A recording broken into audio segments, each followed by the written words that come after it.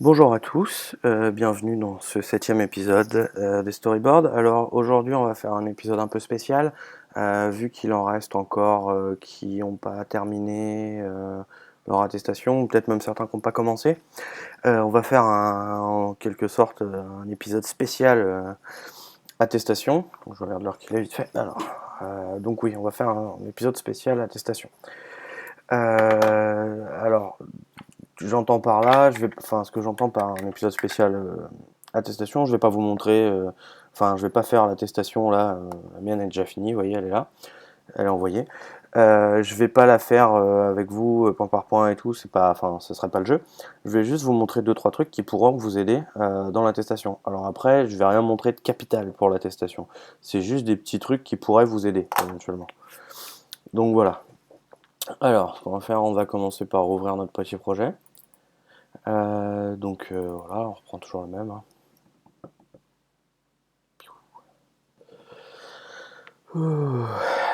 Donc, où en sommes-nous? Alors, qu'est-ce qu'on a de beau là-dedans? Je l'ai pas ouvert depuis la dernière vidéo, donc je sais plus trop. En plus, il était tôt, il me semble. Là, écran principal. On a un seul contrôleur avec une vue dedans. On va tout virer. Alors, la première partie de ce que je vais vous montrer là, ça va être... je vais vous montrer rapidement comment on peut faire pour... avec pardon, excusez-moi, j'ai du mal à trouver le mot.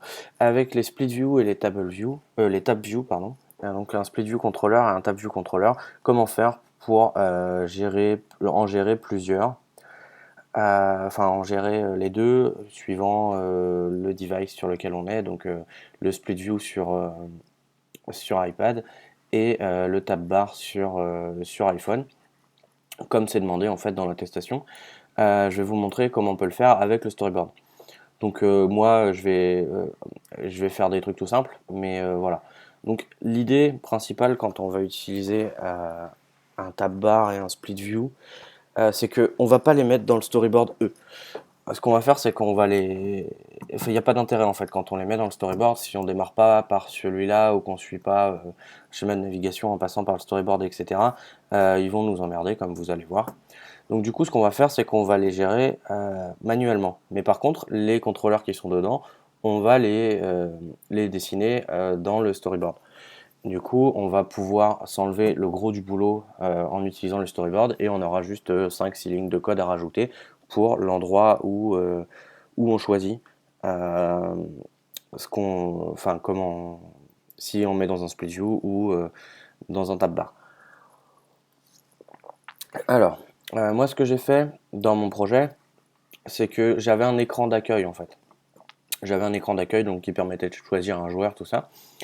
Tout mon code qui va gérer le fait qu'on passe sur un split view ou un table view, ou un tab bar, pardon, ça va être dans le premier contrôleur en fait. Alors si vous voulez commencer directement dans le tab bar ou dans le split view, tout le code là, il va falloir que vous le gériez dans l'app delegate, puisqu'il est appelé avant le premier contrôleur. Mais moi, vu que je l'ai fait comme ça dans mon projet, je vais le refaire là. Ça peut être une idée, au minimum un écran, voilà, un écran d'accueil. Moi dedans j'avais marqué trois quatre conneries. Ça me servait pour voir, pour pouvoir permettre à l'utilisateur de rentrer son nom, etc. Pour après, pour sauver les scores et tout ça. Donc du coup, on va commencer par voilà, on a notre contrôleur principal. Donc ici c'est ViewController. Ok, donc on va rien mettre dedans, on va juste mettre un bouton Go. Ok, comme ça, voilà, ça va faire office de déclencheur pour passer à la suite. On va le mettre au milieu. Hop. Du coup, si je lui dis center, center et que je l'update, il devrait être bon. Update frames. Hop, voilà. On va mettre un gros bouton rouge avec marqué Go dedans. Go. Hop, un peu plus gros le texte. Voilà. Hop. Et un gros bouton rouge. Voilà. Hop, pardon. partout. Oh, qu'est-ce qui t'arrive, toi? Là. Voilà. On a notre gros bouton Go. Donc ce bouton, il suffit de lui mettre une action. Hop. Ouais, non, je suis dans le header, pardon. Hop, désolé. Voilà. Comme ça, ici. Go. Voilà. Du coup, ce qu'on va faire, c'est qu'on va s'intéresser au contrôleur qu'on va afficher dans notre tab bar, dans notre table view, dans notre tab bar, pardon, je les mélange à chaque fois, dans notre tab bar, pardon, et dans notre split view. Si jamais je parle de table view un peu plus loin, vous saurez que je parle du tab bar contrôleur. Hein. C'est juste que je les mélange, enfin, je les mélange pas, mais je sais pas pourquoi j'ai envie de dire tab bar aujourd'hui. Table view, ouais, je trouve plus mes mots. Donc on va juste partir sur deux, d'accord? On peut partir sur plus si on veut, mais on va partir sur deux contrôleurs. Ah oui, je sais pas, excusez-moi, j'ai pas changé la couleur du texte, préférence, là, voilà. Comme ça devrait être mieux pour vous. Donc la méthode Go, hein, elle fait rien pour l'instant, j'ai juste mis ça. On va faire un petit peu de place, on va bosser un peu dans le storyboard. Donc le premier contrôleur, on va lui mettre, je vais pas m'embêter trop, je vais leur mettre juste un label. Hein, l'idée c'est que vous voyez comment ça se fait. Hop, au milieu. Voilà,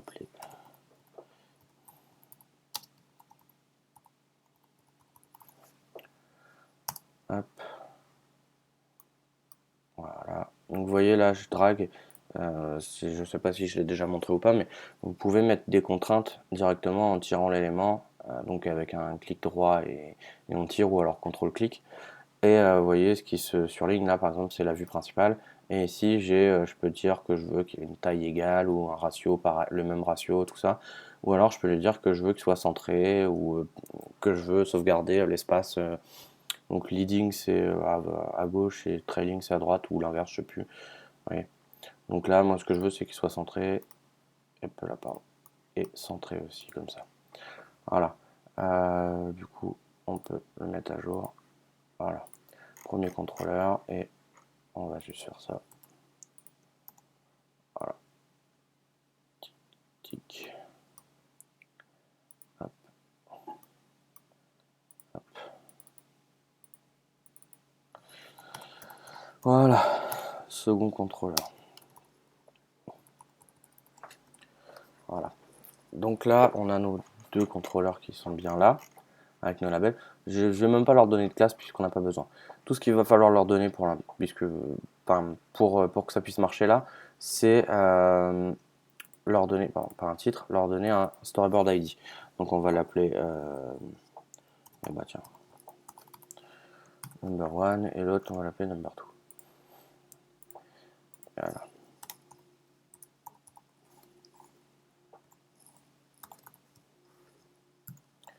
Ok. Donc ça c'est bon. Donc maintenant on peut passer dans notre view controller et tout va se passer dans la méthode ici. Donc comment on fait pour différencier si on est sur un iPhone ou un iPad? Ça j'imagine que vous le savez tous. Si vous ne le savez pas, je le montre là. Donc je fais une petite condition. Donc ce qu'il faut récupérer c'est alors je crois que ça s'appelle User Interface Idiom. Donc ça c'est une variable qui se trouve dans le UI device. Donc là si on fait UI device, pardon pas date picker, device, current device et user interface idiom. Donc là si notre idiome est égal à UI user interface idiom phone, donc ici hop tab bar, pardon, comme ça. Sinon, hop, split view. Alors si vous voulez faire des trucs plus compliqués pour que l'iPhone 6 en portrait, l'iPhone 6 Plus en portrait se comporte comme un iPad, etc. C'est possible, hein, mais là du coup il faudrait que vous jouiez avec les size class, etc. Là moi je fais la version simple de chez simple. Donc comment on fait après? Ici notre bidule là. Donc ici on va instancier notre tab bar. Donc on fait UI tab bar. Non, lui aussi il se bourre. Tab bar contrôleur. TVC on va l'appeler. UI tab bar contrôleur. Est-ce qu'il a. Non. Ok. Alloc init. Voilà, tout court. Ensuite, on va lui dire tvc. Ah oui, non. Voilà. Donc, là, j'ai juste instancié le table view controller. Et ici, je vais faire pareil pour instancier le split view. Je vais le faire de cette façon-là, vous allez comprendre pourquoi. UI split view. On va appeler SVC égale UI split view controller alloc init.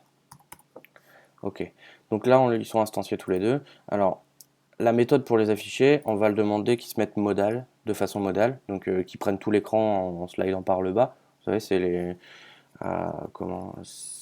voilà. En gros, le truc c'est que dans les guidelines d'Apple, les écrans qui se présentent de façon modale,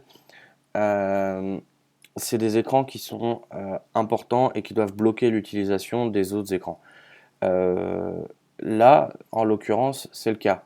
Le fait est qu'on ne va jamais revenir à notre écran principal une fois que l'application sera lancée. Juste au lancement, on va passer par notre écran principal, on va appuyer sur Go et après toute la navigation de l'application se passe dans le tab bar ou le split view. Donc notre écran Go, il ne sert plus à rien après. On n'y retournera pas. On n'aura pas de bouton pour fermer le modal et revenir à l'écran d'accueil. C'est un écran d'accueil qui est temporaire. Donc du coup, pour présenter un contrôleur de façon modale, il faut faire comme ça. Alors self present, et c'est la dernière, view controller. Voilà. Donc là, view controller, on a TVC ou SVC, on ne sait pas encore. Animated oui, parce qu'on veut que ce soit joli, et on n'a pas besoin de complétion puisque de toute façon il n'y a rien d'autre. Donc ici pour notre contrôleur, vous voyez, je pourrais le mettre dans chaque boucle, mais du coup c'est pas, enfin c'est redondant. Du coup ce que je vais faire, c'est que je vais déclarer un UI view controller. Ici, contrôleur. On va appeler comme ça. Et ici dans chaque, je vais juste dire, une fois que j'aurai fait tout ce que j'ai à faire dedans, hop, voilà. Et ici pareil.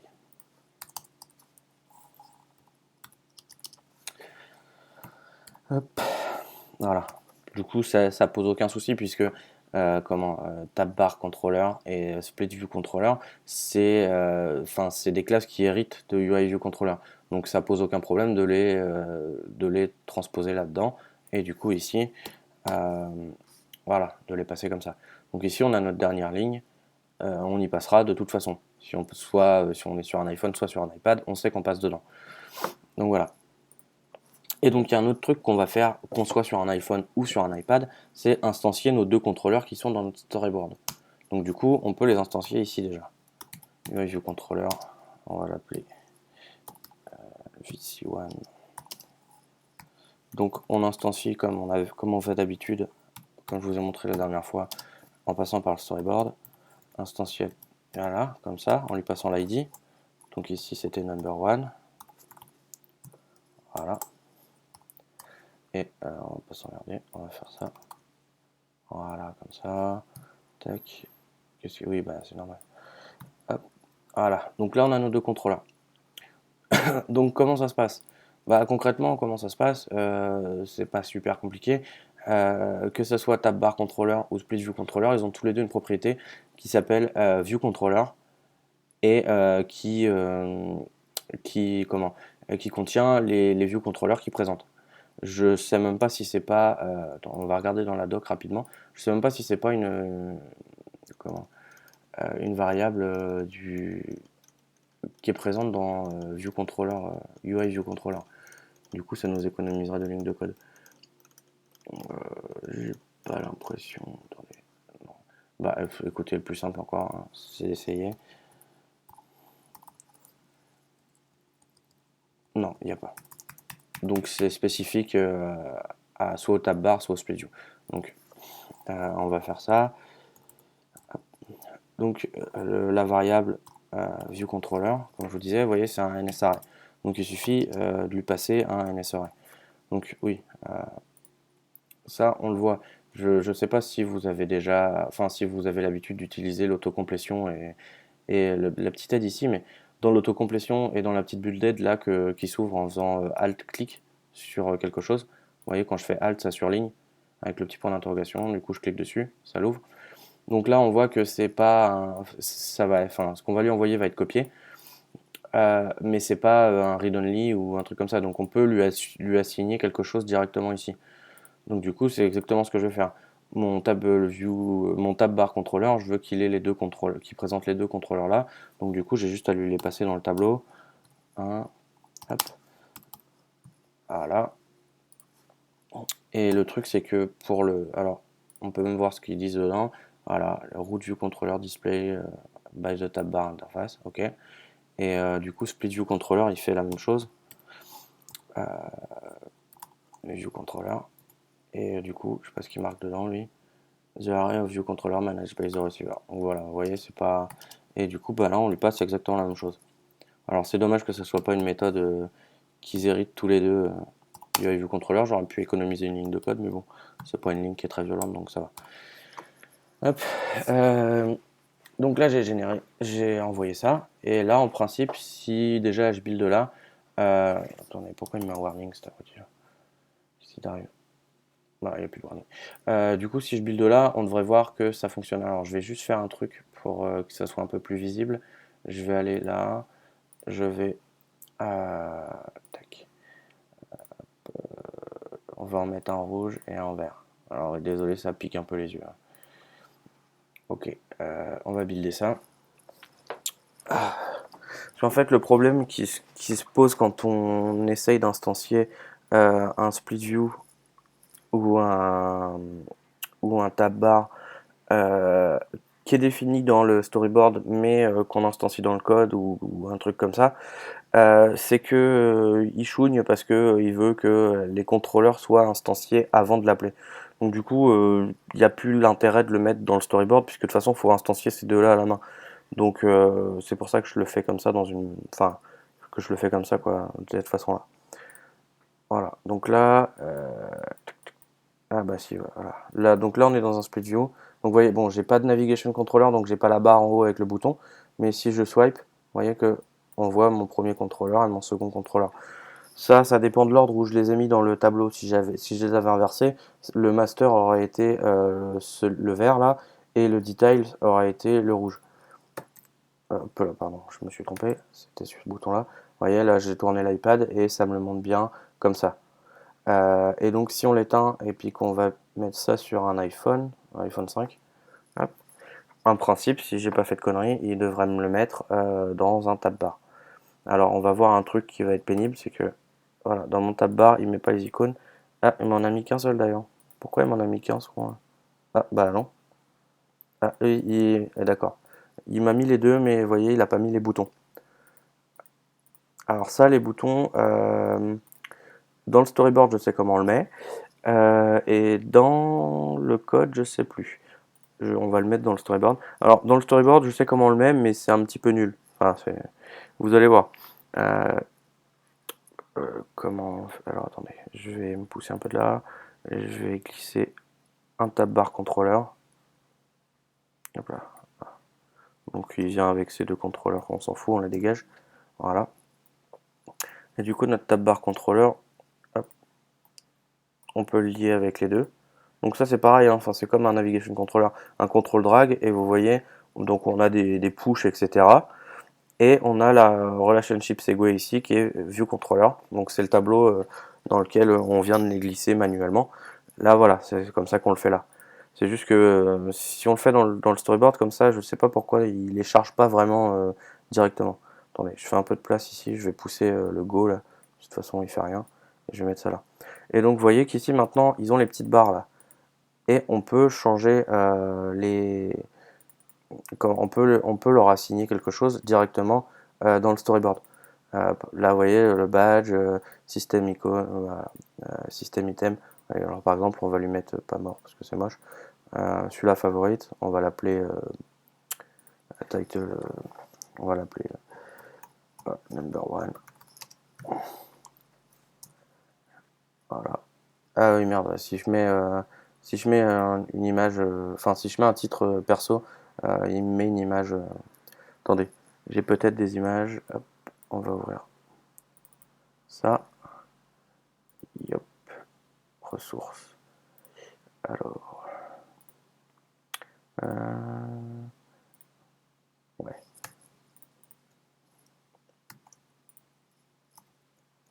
Voilà, et on va prendre, tiens, celle-là. Hop. Voilà, comme ça. Tac. Et maintenant, je vais les ajouter. Comme ça, on va avoir des images.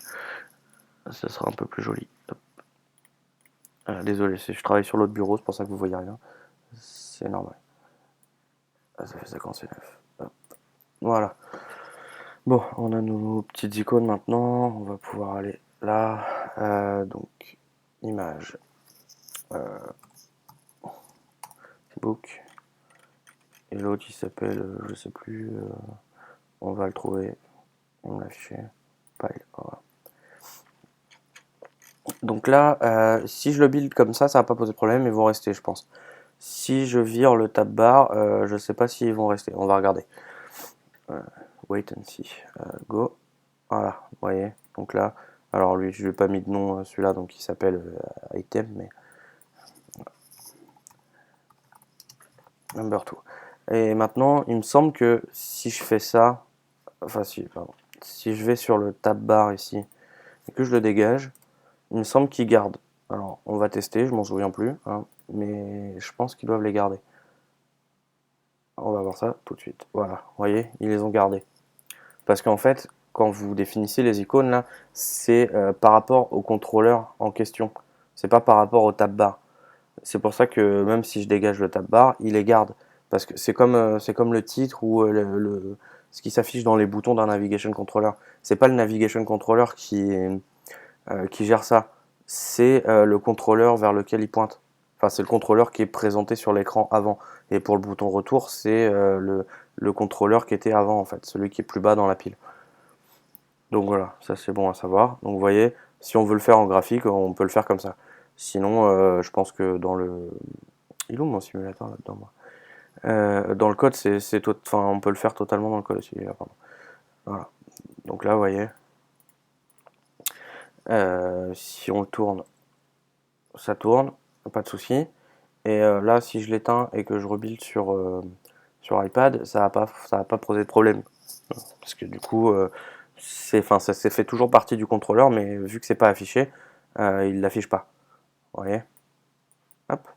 Et du coup, avec ça, en fait, on peut se passer de beaucoup de choses en faisant comme ça. Si vous voulez, on va aller un cran plus loin juste.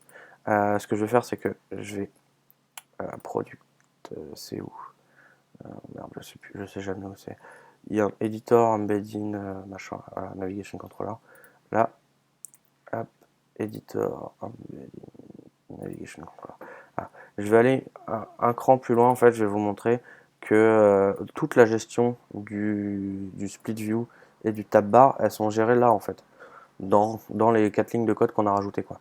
Il y a quasiment rien à ajouter pour que tout fonctionne correctement avec les petits titres, etc.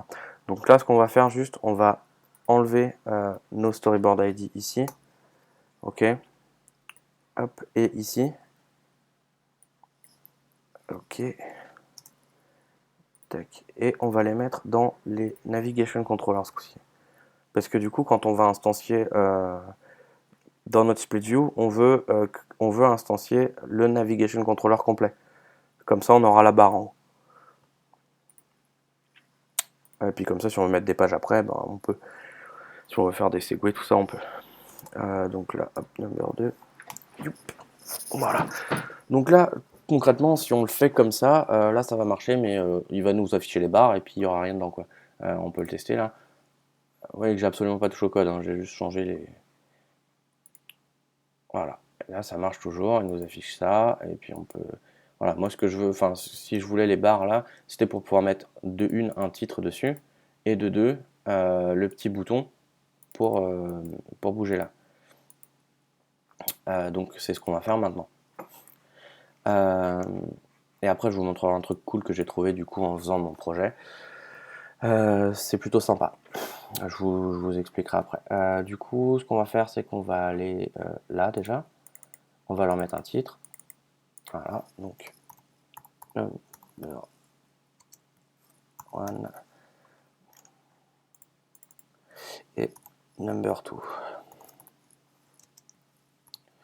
Alors, oui, un truc que j'ai remarqué tout à l'heure, j'avais jamais fait gaffe, je sais pas si c'est un bug d'Xcode ou pas, mais c'est que si je mets un contrôleur ici, hop, alors ça le fait jamais pour le root, mais si je mets un contrôleur après et que je fais un segue, donc là un push, attendez pas, bah vas-y fais un segue toi.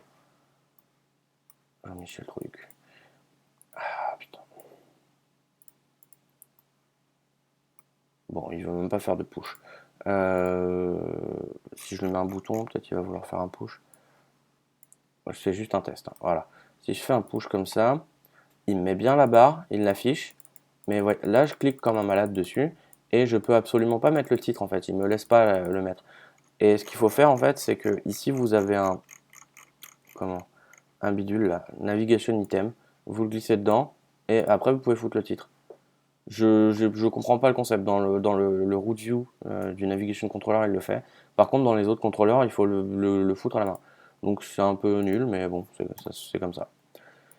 C'était juste, voilà, si jamais vous tombez dessus, que vous galérez à mettre le titre, vous insistez pas 3 heures, chopez le truc là et puis collez-le dedans. Voilà, donc qu'est-ce que je voulais faire? Ah oui, on va mettre les boutons pour le split view controller. Donc pour le split view controller, comment on fait pour les boutons? Pif pif pif. Alors, les boutons, il faut que je me souvienne. Alors, c'est le split view controller lui-même qui a un bouton. Donc, on va la... Alors, pour le récupérer, c'est splitview. C'est quoi? Detail? Non, c'est pas ça. Comment il s'appelle? Merde, alors j'ai oublié. Attendez, je l'ai pas dans le app delegate. Non, il n'y a plus rien. Chut. Quoi? C'est left, je sais pas quoi. Non. On va regarder dans la doc. Parce que je ferais bien un endroit où je pourrais regarder, mais c'est dans mon projet, donc je vais peut-être pas le faire. Ça s'appelle. Non, comment ça s'appelle? Display mode button item. Voilà, c'est celui-là. Display mode button item. Donc là, ça c'est notre bouton qu'on veut insérer dans notre. Alors, dans le detail, dans la navigation bar du detail, en tant que left button item. Donc du coup, ce qu'il faut faire, c'est que là, mais vous voyez, je les ai déclarés en tant que UI View Controller, mais c'est des UI Navigation View Controller, donc je vais le mettre là déjà, puisque bah, on a changé les trucs. Donc ça marche, hein, parce que pareil, comme Tab Bar Controller et UI Split View Controller, UI Navigation Controller, c'est une subclasse de UI View Controller. Donc ça marche très bien aussi de les déclarer, enfin de les récupérer dans une variable de ce type. Mais là, on va avoir besoin du Navigation Controller pour récupérer la Navigation Bar en fait. Donc là, ce qu'on va faire, c'est qu'on va faire. Donc c'est dans le CV2 qu'on veut, c'est le numéro 2 qui va afficher le bouton. Donc on va le faire au-dessus. CV2. Point, alors c'est quoi? C'est navigation bar. Hop là, pardon. J'ai remonté. Point left. C'est quoi? C'est. Oh putain, comment ça s'appelle? Left. Non, c'est pas left. Attendez. On va regarder la doc. La doc est notre amie aujourd'hui, surtout la mienne.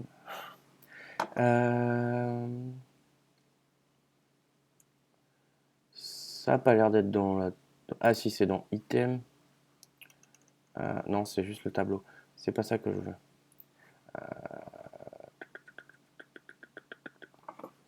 Alors ce qu'on va faire, c'est que on va faire root view controller. Bah quoi? C'est un navigation controller, il veut pas me donner le root view controller. Il est pénible. Non. Putain, j'ai l'impression de devenir bête d'un coup là.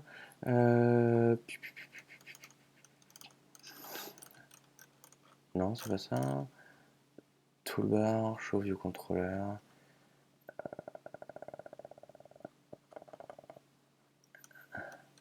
Bon, écoutez, on va pas s'embêter.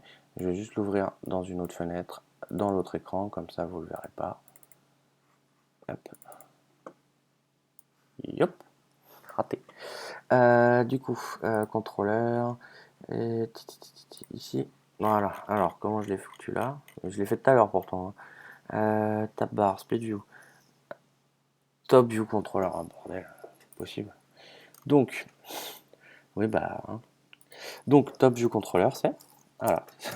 C'est ça. Ensuite, navigation item. Voilà. Donc, ce qu'il faut faire en fait, c'est récupérer ici. Donc, le view controller qui est. Bah, là, pour le coup, c'est le root view controller. C'est pour ça que je galérais à le trouver. C'est aussi celui qui est affiché en premier, puisque c'est le seul qui est affiché. On n'a pas encore affiché notre navigation controller, donc on est forcément sur le premier à ce stade-là. Donc, on le récupère. Et lui, il a un tableau, comme tous les UI view controllers, un tableau d'objets qui s'appelle navigation item. Enfin, c'est même pas un tableau, en fait, c'est une propriété qui est de type navigation item, qui contient son titre, le bouton de gauche et le bouton de droite qui s'affichent dans le navigation controller.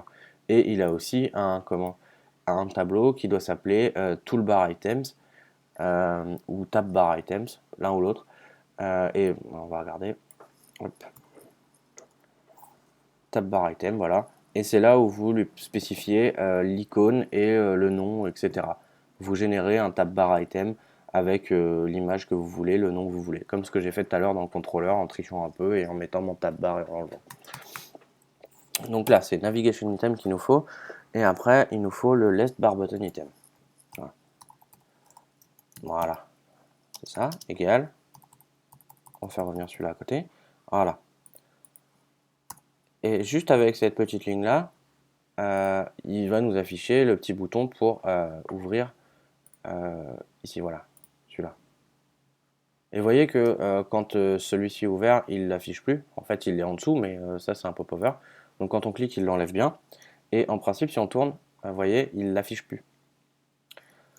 Donc ça, c'est géré tout seul par SplitView. Il n'y a pas besoin de s'embêter à faire quoi que ce soit. Ça vient pour gratuit encore, quoi. Et du coup, je vais vous montrer un truc. C'était de ça dont je parlais tout à l'heure. Un truc que j'ai trouvé tout à l'heure.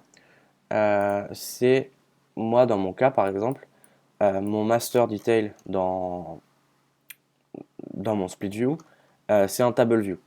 Donc là pour le coup je dis table view et c'est bien ça que je vais dire, c'est un table view controller. Donc dedans j'ai un tableau avec des trucs affichés dedans et ce que je veux c'est que quand on clique, quand on sélectionne une entrée euh, dans le tableau, donc on va reprendre notre simulateur là, je vais vous montrer. Moi ce que je veux c'est que on clique sur notre petite flèche pour faire popper notre tableau, et quand on sélectionne un truc, je veux qu'il se dégage tout seul, pas que je sois obligé de recliquer à côté. Parce que là, vous voyez, si on sélectionne un truc, il reste, ça change moi en tout cas, ça me change mon detail, mais il reste par-dessus. Et ce que je voulais, c'est qu'il dégage en même temps, que ça me change mon detail et qu'il dégage. Et j'ai un peu galéré à trouver cette solution. Sur internet, j'ai regardé, j'ai vu qu'il y avait pas mal de solutions qui étaient assez compliquées, et j'ai trouvé une solution qui est assez simple et qui marche. Donc je vais vous la montrer, comme ça vous verrez. Et du coup, ouais, pour l'instant, pour l'enlever, je suis obligé de cliquer là. Vous voyez. Donc c'est pas spécialement pratique. Ou alors je peux le faire en faisant un swipe, même pas du coup. Vous voyez. Il faut faire un swipe ici. Donc. En fait, c'est dès qu'on clique à côté qui se barre. Mais on peut pas l'enlever autrement. Et moi, je veux pouvoir l'enlever autrement. Donc on va simuler le choix dans le dans le table view, tout ça, par un bouton, hein, pour aller au plus simple. Donc je mets juste mon bouton là, hop, on va dire, c'est quoi, c'est, ouais bon, laisse tomber la neige, voilà, pif, et horizontal center, voilà, voilà, attends, ça c'est réglé. Donc on a notre bouton, on va lui dire, un peu là, voilà, tic, Et on va l'écrire en blanc parce que c'est un peu pas très visible. Voilà. Un petit coup de mise à jour pour que ça s'affiche. Voilà. Bien. Donc, notre bouton là, il faut lui mettre une action. Du coup, il va falloir que je crée un contrôleur.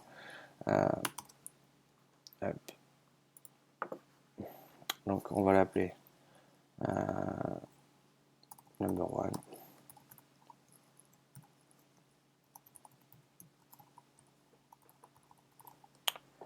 C'est number one. Create. Bim, bim. Voilà. Donc, là, on lui attribue à lui. Sélectionne. Voilà. Et on affiche ça comme ça. Ok. Donc là, on a notre contrôleur qui va bien. On va, pareil que tout à l'heure, faire une action. Close, hop. Voilà. Donc, comment j'ai fait pour bricoler notre truc là? Je vous montre ça rapidement. Ça se fait plutôt bien. Donc, la première chose à faire, c'est de récupérer notre bouton qui est dans notre split view. Comment on fait? J'ai pas passé le split view, j'ai rien passé. Chaque contrôleur, quand il est inclus dans un navigation controller ou dans un split view, dans un tab bar, il le connaît en fait. Donc là, il suffit juste de connaître l'ordre dans lequel il a été inséré. Donc là, on sait que notre contrôleur ici en rouge est inséré dans un navigation controller ici, qui est lui-même inséré dans notre split view. Donc du coup, ce qu'il faut faire, c'est pour récupérer le split view, il faut faire self.navigationcontroller.splitViewController. Là, on a récupéré notre split view. Et moi, ce qui m'intéresse, c'est le bouton que j'ai récupéré tout à l'heure, que j'ai encore oublié comment il s'appelle. C'est Display Mode Button. Donc voilà, Display Mode Button Item. Et c'est un UI bar button item. Donc ça, je vais le mettre dans une variable. UI bar hop, button item. Tac. Button, on va l'appeler. Voilà. Donc là, j'ai mon bouton. Et je sais que ce bouton, quand on appuie dessus, il affiche le pop-up. Et théoriquement, si on appuie dessus quand le pop-up est affiché, le pop-up dégage.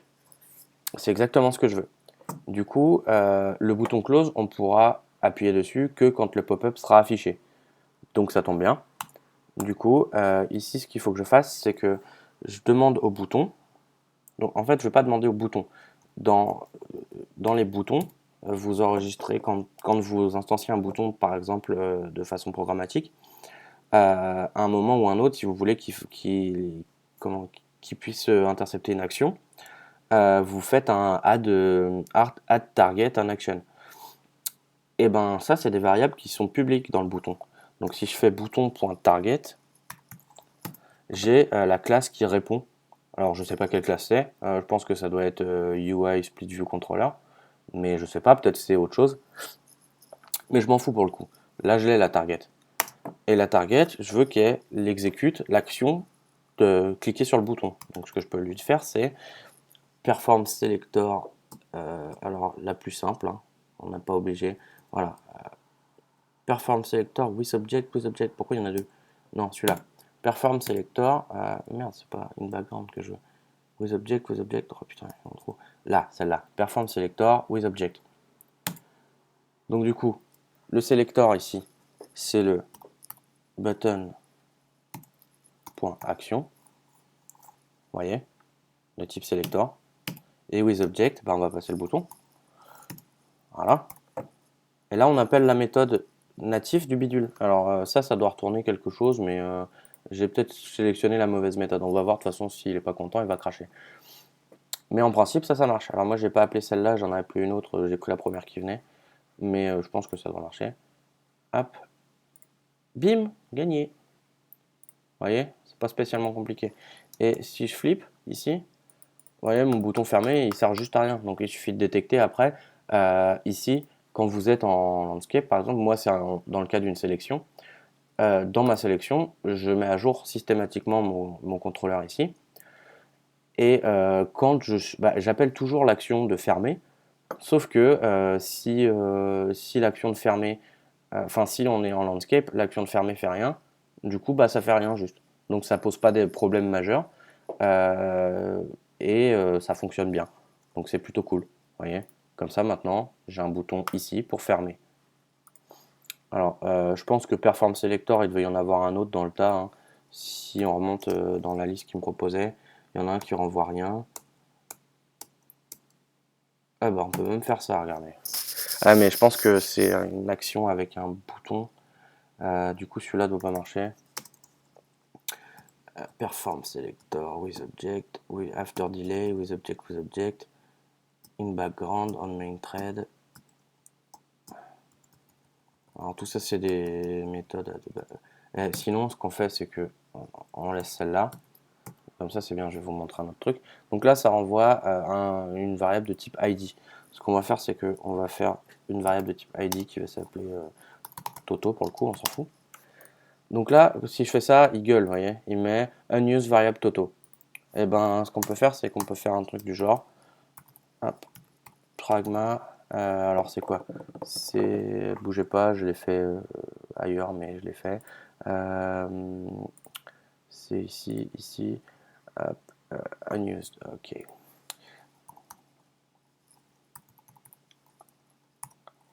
Toto. Et le warning devrait se barrer.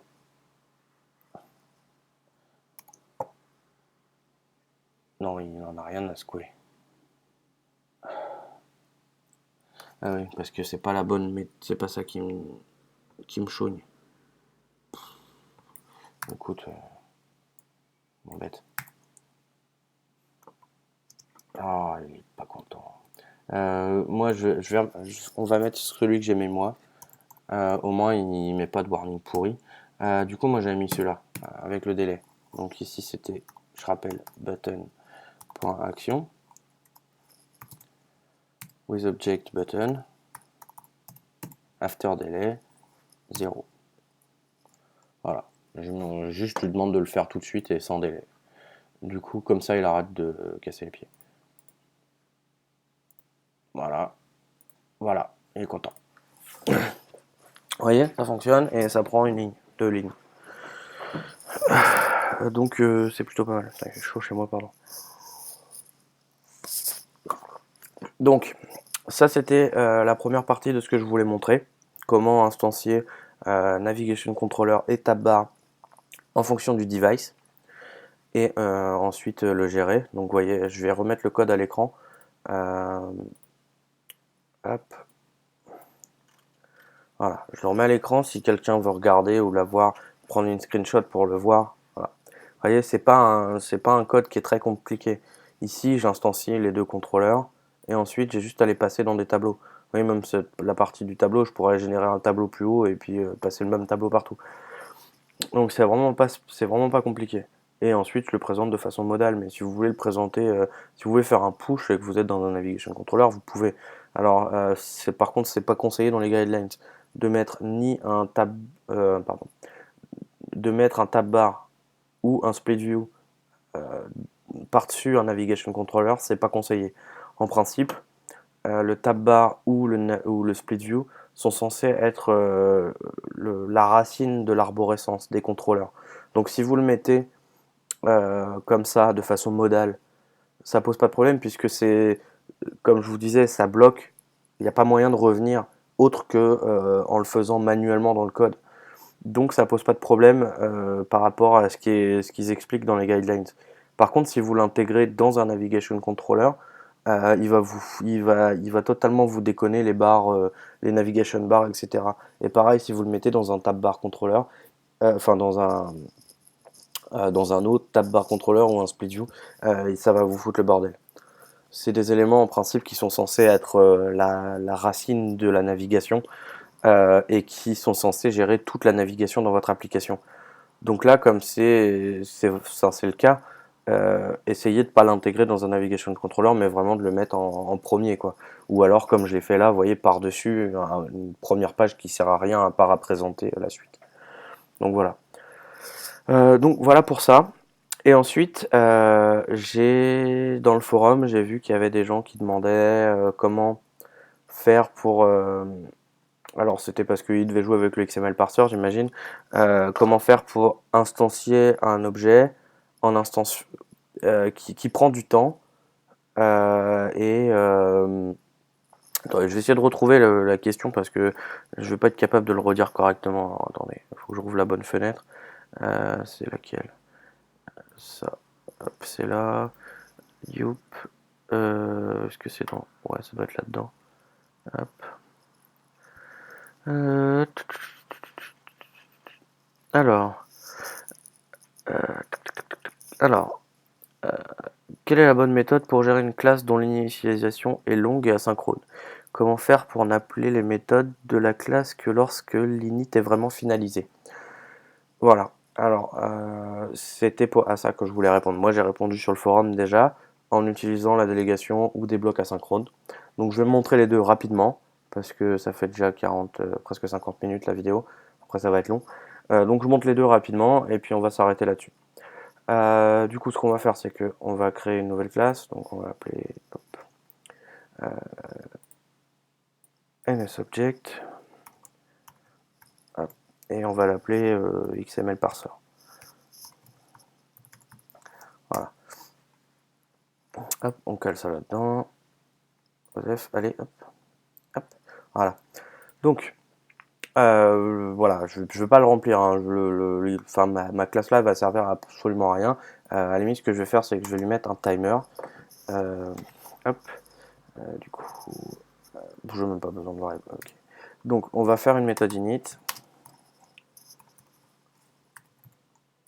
Pardon. Init. Voilà. Hop.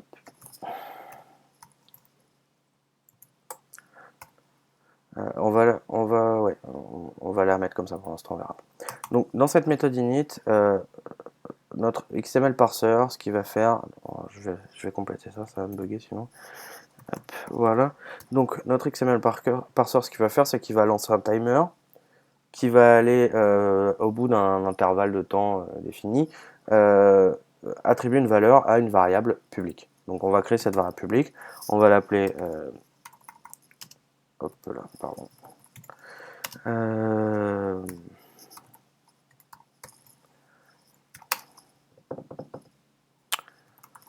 Hop.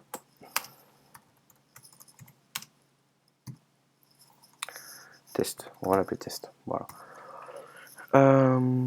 Ici, et on va dire, alors, dans notre init directement, nstimer,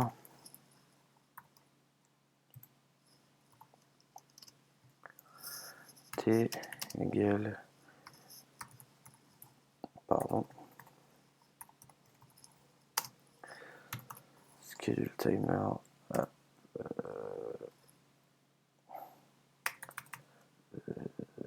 alors je sais plus c'est laquelle qui le lance directement. Timer with create on returns. Ok, donc c'est schedule qu'il faut faire. Timer with time interval. Donc time interval, on va lui mettre. Alors c'est en secondes, il me semble. Si on met 5 secondes, pas 5. Ah, j'ai pris la mauvaise, pardon. Je fais pas les NS invocations tout team. Moi je prends les méthodes l'autre. Là. Celle-là. Donc 5 secondes. Target self.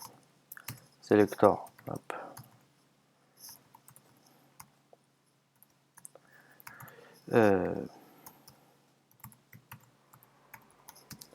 Timer action qui va prendre un paramètre qui va être notre timer.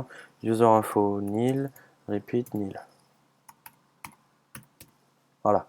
Et du coup, il va gueuler parce que notre méthode ici n'est pas définie. Donc on va la définir maintenant. Void. Hop. Voilà, comme ça. Timer. T. Donc, ce qu'on fait ici, T invalidate, on l'éteint. Voilà, comme ça il va être relâché. Et ensuite on va juste mettre self.test égale initialiser. Alors pour le besoin de l'exercice, on va dire que self, on va la définir là. Hop, enfin test, je veux dire, pardon, égale non, hop, non initialisé. Voilà.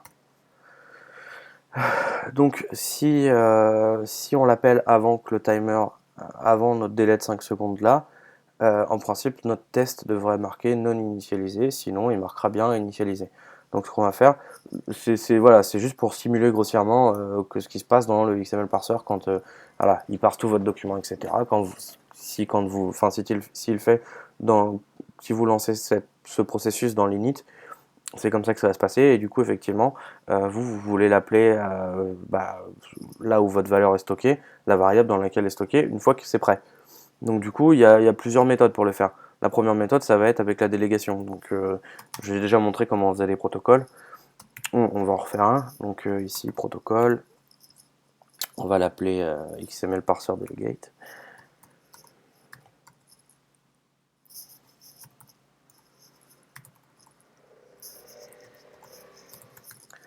Et alors ici on va juste faire une forward déclaration pour pouvoir passer un argument de type XML parser. Donc XML parser, voilà. Donc ici, on va lui mettre qu'une seule méthode à notre delegate. Hein. On va lui mettre qui va rien envoyer, on n'a pas besoin de quelque chose. Et qui va s'appeler XML parser did finish.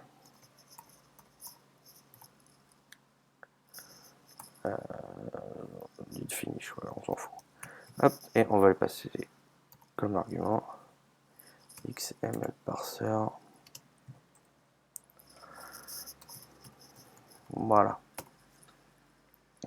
Donc ici, il va nous falloir une variable, quelque chose qui va être une variable, une property pour stocker le delegate. Donc on est parti. Non-atomic weak. Donc le delegate, je le mets en weak, parce que comme ça évite d'avoir des références croisées d'une classe et d'une autre. Comme ça vous évite d'avoir des objets qui sont censés être virés de votre mémoire, qui restent en mémoire. Si vous n'êtes pas si vous n'êtes pas un utilisateur de Arc, ça peut vous paraître un peu étrange, mais ça va avec la philosophie de Arc, quoi. C'est que juste là, si jamais mon objet qui est delegate pour une raison X ou Y a plus de référence forte, ici ma référence ici va être détruite. Et du coup elle pointera vers nul. Du coup ça me pose pas spécialement de problème puisque j'ai juste à tester si mon delegate est là. Et comme ça évite que moi j'ai une référence vers mon delegate et que éventuellement mon delegate ait une référence vers moi. Du coup, ce qui fait on a tous les deux une référence l'un vers l'autre. Du coup, si on nullifie pas une de ces deux références, les deux objets vont rester en mémoire indéfiniment. Donc voilà. Donc là, c'est un NSObject, pardon, object. Faut pas oublier XML parser delegate et delegate. Et donc là, le init, on va faire un, pour simplifier, with delegate. Hop, on va reprendre ça.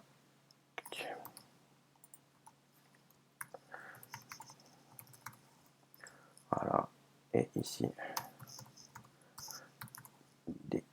delegate. Voilà. Donc maintenant, ça, on va le mettre dans notre view controller là avec notre Go. D'accord. Ce qu'on va faire, c'est qu'on va repasser vite fait par ici. Hop, on va pousser tout ça. Voilà. Donc notre bouton Go, il est bien là. On va mettre deux labels. Donc un label au-dessus et en dessous. Hop. Qui vont prendre genre toute la place. On s'en fout, on n'est pas strict. Hein. C'est juste histoire qu'il s'affiche correctement. Je perds un peu de temps avec ça, mais hop, voilà. Ici, hop, centré, voilà. Et le deuxième en dessous, voilà. Du coup, on peut leur mettre des contraintes. Tic, tic, tic. Ok. Et toi, tic, tic, tic. Voilà, c'est réglé. Comme ça, ils ont leurs contraintes, ils sont bien placés comme il faut. On les référence rapidement. Donc ici, hop là, top label, hop là, connect, et bon, le petit bonhomme, bottom label.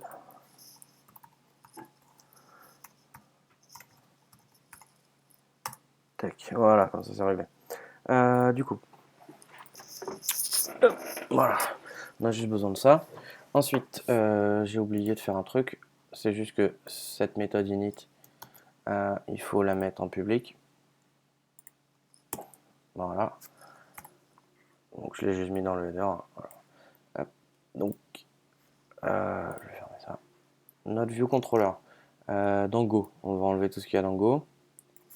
Hop, on va faire ici, on va importer XML parser. Voilà. On va dire que il répond bien au protocole XML parser delegate. Ici dans Go, on va faire XML parser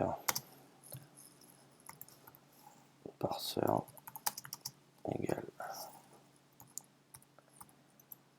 alloc init with delegate self.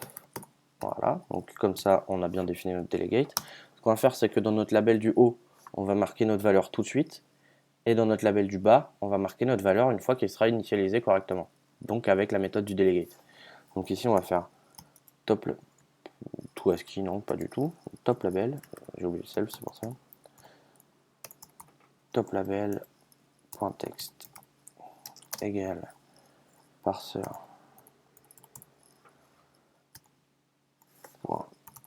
test, c'était ça, voilà. Tac. Donc on va implémenter le delegate XML parser. Hop. Et ici, on va juste se contenter de faire bottom label text. Voilà. Et on peut tester ça tout de suite, on va voir. Alors, je sais pas juste si je me suis pas gouré dans la méthode pour le timer, mais on va voir.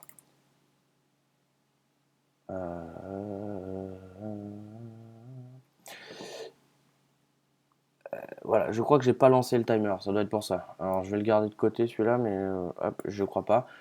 Du coup, le timer, je me souviens jamais. Il y a une des deux méthodes pour le timer qui le lance directement et l'autre qui le lance pas. Alors, t fire, et puis comme ça, c'est réglé. Ok. Donc, on va recommencer ça, si vous voulez.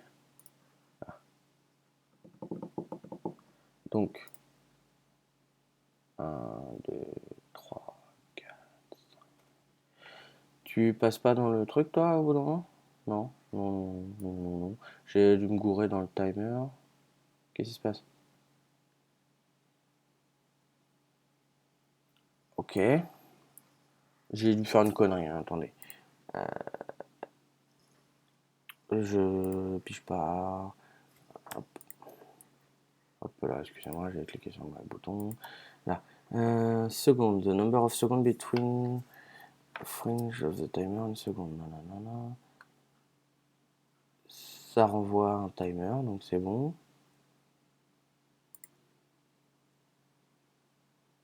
Hop, j'ai mis nil ici au lieu de no. Putain, donc du coup, mon appel à mon timer marchait pas. Et du coup, c'est. Voilà. On recommence. Je prends. Voilà, stop, pardon. 3, 4. Ça devient une maraude, c'est pas possible. Hop. On va voir si ça s'est pas fait entre temps. Non. Bon. Là, ça devrait marcher, j'espère. Go. Ah bah oui, non, forcément. Forcément, ça marche pas. Vous voyez pourquoi? J'imagine qu'il y en a qui doivent bien se marrer derrière leur écran. Ici, j'appelle jamais ma méthode de mon delegate. Nulle part dans le truc en fait. Donc forcément, je suis jamais notifié. Et effectivement, quand on est con, c'est pour la vie. Du coup, hop, là, gate, euh, XML, mais machin truc. Hop, yop, voilà. Et un autre truc que j'ai fait bête aussi, que je me rends compte maintenant. Ah non, attendez, on ferme ça. Hop, CTRL S, commande S, pardon. Ici, ah bah oui, c'est bon. Je l'ai fait bête, mais ça passe. J'ai pas gardé de référence pour mon parseur ici. C'est parce que la méthode de délégation renvoie un parseur, donc du coup je peux le récupérer par là. Donc j'ai pas spécialement besoin de garder une référence vers cet élément-là. Vous, dans la pratique, vous aurez peut-être besoin de garder une référence vers votre XML parseur, mais moi là, dans le cas là, j'en ai pas eu besoin. Donc je rebuild ça, on met ça là. Alors voilà, bon bah là du coup il allait trop vite. C'est parce que le fire il doit lancer le bidule tout de suite. Là, voilà, désolé, les timers, je sais jamais comment ça fonctionne ce truc-là. Au bout d'un moment, j'y arrive, mais je galère au début. Go, voilà. Et là, il devrait me mettre initialisé maintenant, d'ici pas longtemps. Voilà. Et comme quoi, hein, quand on veut, on peut. Si vous voulez vous faire une snapshot pour voir comment on utilise un timer, voilà. C'est comme ça. Donc celle-là, elle le lance directement. Si vous faites timer machin, après il faut faire un enfin un timer fire. Ici, il n'y a pas besoin. Mais je sais jamais laquelle des deux. Enfin, voilà. Et donc là, voilà. Et là, si je recommence, ça me fait exactement la même chose. Bah là, on voit plus le changement parce que c'était déjà bien mis, donc le texte va se remettre, on le verra pas.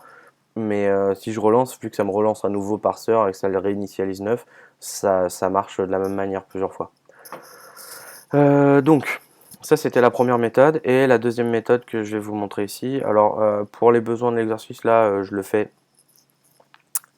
Comment je le mets en privé, mais l'idée c'est que le bloc que vous passez, vous le mettez en public. Donc là, je vais créer une variable qui va être de type bloc.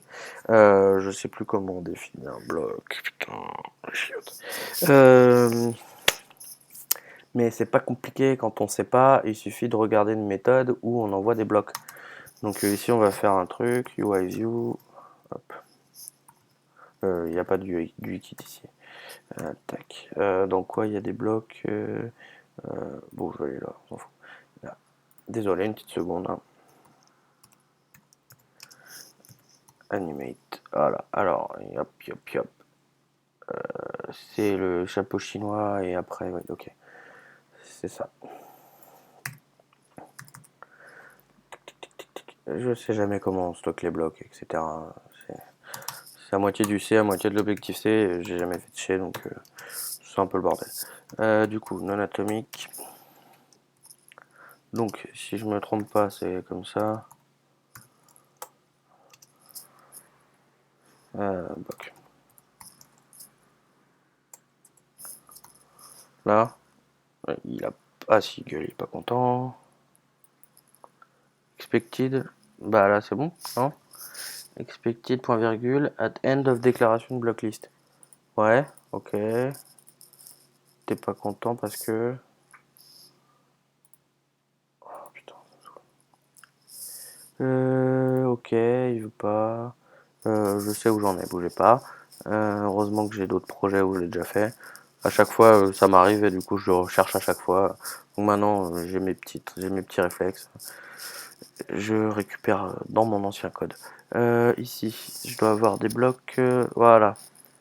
Ok, comme ça, avec des parenthèses à la fin. Pouf pouf. Et là, il gueule encore. Et tu m'emmerdes. Vous savez quoi? On va pas s'embêter. Je sais que ça va marcher. Je vais mettre ici. Hop. On va définir un nouveau type.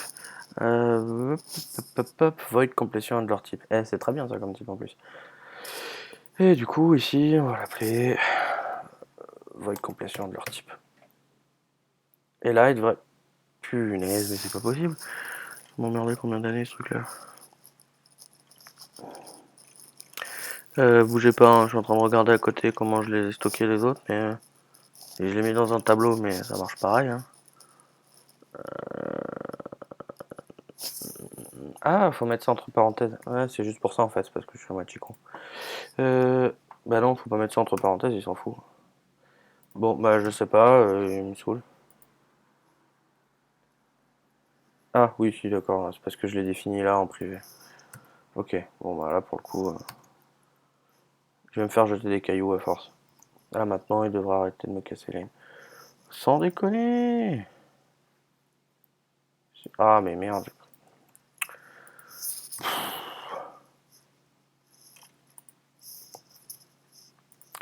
Ici, là, là. Non? Bon bah qu'est-ce qu'il y a? T'es pas content ici. Là.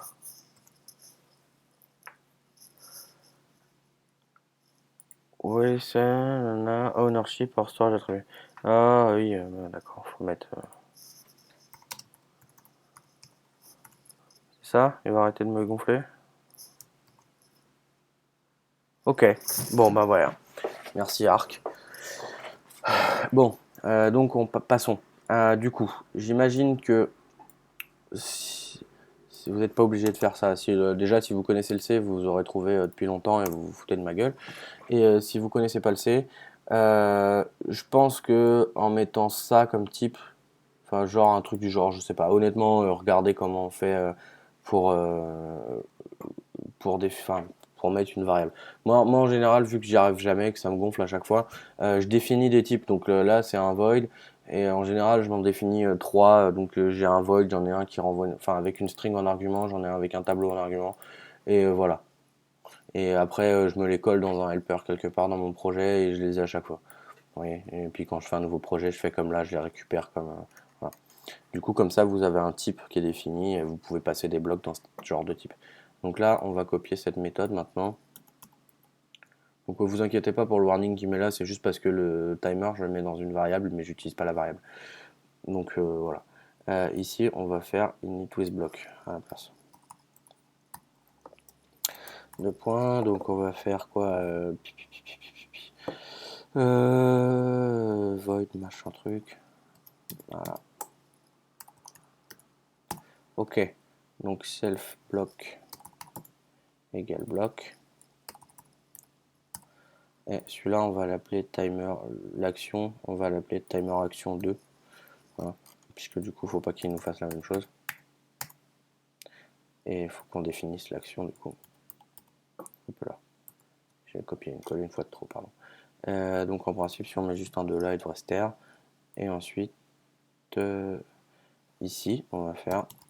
Alors pareil, on va faire un if. Ouais, non, c'est pas grave. Self.block. Et pour appeler un bloc, c'est comme ça. Il suffit de mettre les parenthèses. Si jamais vous aviez des arguments définis, donc par exemple là, si j'avais défini un type qui prend une string en argument, donc ici je mets l'argument, voilà, comme ça. Et ici, je lui passe une string. Et du coup, dans le bloc, je vais vous montrer comment on fait le bloc en fait. C'est là où on définit, on peut réutiliser les arguments qui sont là en fait quoi. C'est juste un appel à une fonction. Enfin, ouais, ça correspond au header d'une fonction classique autrement. Là, t'arrêtes de gueuler s'il te plaît. Voilà, merci. Et donc ici, comment on fait quand on utilise ce mode là? Ce mode là peut être bien aussi parce que voilà, avec le delegate, on est obligé d'implémenter un protocole de délégation. Euh, on a éventuellement un objet après qui a une référence vers notre objet et tout.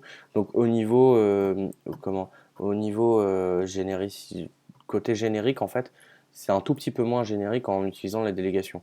Après c'est plutôt sympa, c'est plutôt pratique, mais c'est un tout petit peu moins générique. Du coup, si on veut être vraiment générique, ce qu'on va faire ici, c'est que là, on va changer init with delegate. Donc bloc, vous voyez quand vous mettez des blocs dedans, lui il vous met dans l'autocomplétion bah voilà, le bon format où il faut l'écrire, donc j'aurais dû l'écrire comme ça j'imagine. Et si vous appuyez sur entrée, il vous met le bloc. Du coup vous avez juste votre code à mettre dedans. C'est plutôt pas mal. Et du coup dans notre code là, on va mettre ça.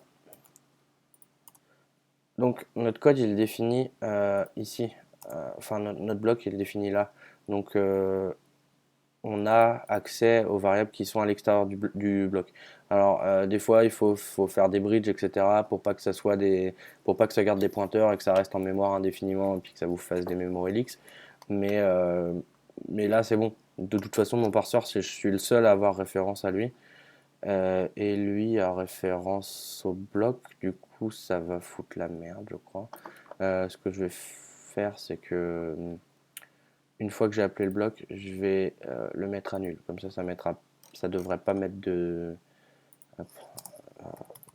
faire comment, memory cycle bloc égale nul. Alors je pense que ça doit être nul en mode, ouais, ça doit être ça. Donc là comme ça, parce que voilà, parce que j'explique, j'imagine que c'est comme ça. Je vous avoue que j'ai aucune certitude là-dessus, donc je sais pas. Oui, oui, le timer c'est bon.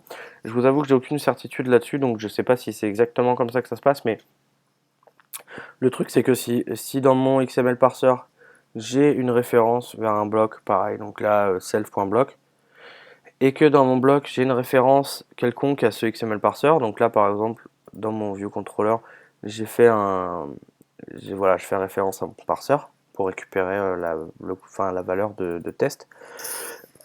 Du coup, ça fait comme tout à l'heure en fait avec ce que je expliquais avec les delegates, etc. Pour ça que j'avais mis weak, parce que sinon, chacun pointe l'un vers l'autre, et du coup, techniquement, ils sont jamais virés de la mémoire tant qu'il n'y en a pas un qui relâche explicitement le deuxième. Donc c'est pour ça que j'ai mis mon bloc à nul une fois que je l'ai utilisé. Comme ça, j'imagine que ça va me le dégager de la mémoire. Si je dis des conneries, n'hésitez pas à me le mettre dans les commentaires, hein. Moi, c'est comme ça que j'ai compris que ça marchait, mais après, pour le coup, ça, j'en ai aucune idée. Mais ça, enfin, je sais que là, ça va marcher en tout cas. Et en principe, ça fait pas de memory leaks. Donc là, quand on clique sur notre go, hop, non initialisé, et une fois qu'il va passer dans le bidule, c'est le bloc qui va mettre ça, sauf que ça n'a pas marché. Pourquoi tu marches pas, Jean-Michel? Sinon, ce qu'on peut faire, hein, au lieu de s'embêter la vie, c'est que on va pas faire un... Voilà, on va mettre ça. Hop, voilà, ici.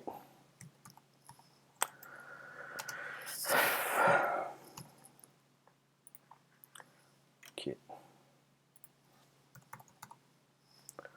Je lui passe directement référence. Comme ça, il va utiliser celui qui est dedans. Du coup, là, il est plus d'accord. Faut que je mette ça, j'imagine. XML parser P. Et là, si je fais p.test, ça devrait marcher.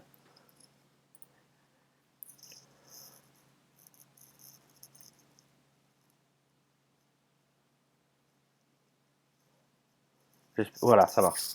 Youpi! Bon, du coup, voilà, c'est ce que je disais tout à l'heure, hein. Je pense que je peux pas lui passer comme ça. Je pense que c'est le système tout seul doit l'empêcher en fait que je passe comme ça pour pas que ça fasse justement des memory cycles comme je disais. Donc du coup, c'est bien. Si vous voulez voir pour être sûr que ça passe vraiment dedans, il y a les breakpoints, hein. Les breakpoints c'est super cool pour le debug en général. Je pense que dans le prochain épisode, je ferai, ça m'a été demandé un petit peu, je ferai sans doute, je montrerai un petit peu deux, trois trucs sur le debug.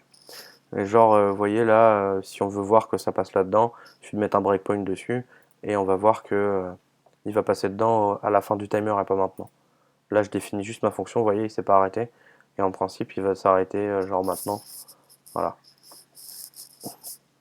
Et vous voyez, là, si je veux print ma variable test,